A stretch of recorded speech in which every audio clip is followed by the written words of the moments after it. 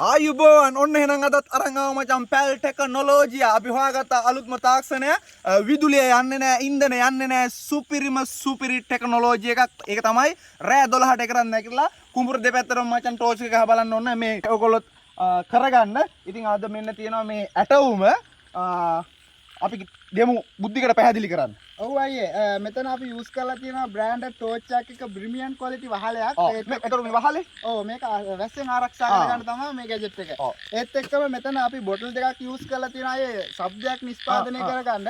ඒත් එක්කම ආධාරකයක් අපි යොදාගෙන තියෙනවා බ්‍රෑන්ඩඩ් මේකත් මේ විදිහට තමයි අපි මේක යූස් කරලා තියෙන්නේ. මේකේ ලිමිට් එක තමයි අයියා මෙතන මේ පිටිපස්සේ ආවිල්ලා මෙන්න මේකේ ටච් වුණාම ඒ කියන්නේ මේ පැත්තෙන් අලියා එනවා කියලා විශ්වාසයක් තියෙනවා නේද? මෙන්න මෙහෙම අන්න රයිට්. ඔන්න වැදුනා මෙතන. අන්න අතන වැදුනා. මේක තමයි ලිමිට් එක. වාව් සුපිරි අත්තරම කියනවා නම් පට්ට ඕන කෝනෙට මේක අපිට යූස් කරන්න පුළුවන් ඒරියා එක තියෙනවා. අන්න හරි. එතකොට ඔන්න ඔයාලට බලා ගන්න පුළුවන් අපි අර එහා පැත්තේ එකක් හදලා තියෙනවා. ඒක කුඹුර මැද්දේ ගහලා තියෙන්නේ. ඒක වටේම කරගෙන මුළු ඒරියා එකම ක්ලියර් කරනවා ටෝච් එකෙන්.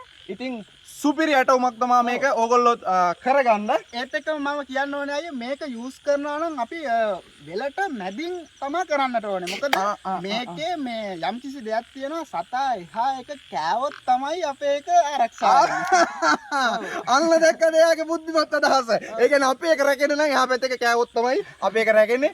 ඕ එවැනි ටෙක්නික් ඕගොල්ලොත් පාවිච්චි කරන්න ඕනේ හොඳේ. ඔව් අයියේ ඒත් එක්කම කියන්නට ඕනේ මේ දැන් කට්ටිය කියයි අපි මෙතන කුහකයි උඹලා හරි හොඳ නැහැ. මුවා මැරුණොත් තමයි අයියේ සිංහයා ජීවත් වෙන්නේ. Oh my god බලන්න ආගේ උදාහරණ කොච්චර ලස්සනද කියලා. එහෙනම් ඉතින් අපි කියලා එන්නම්. ඔබත් අත්හදා බලන්න මෙවැනි ඇටවුමක්.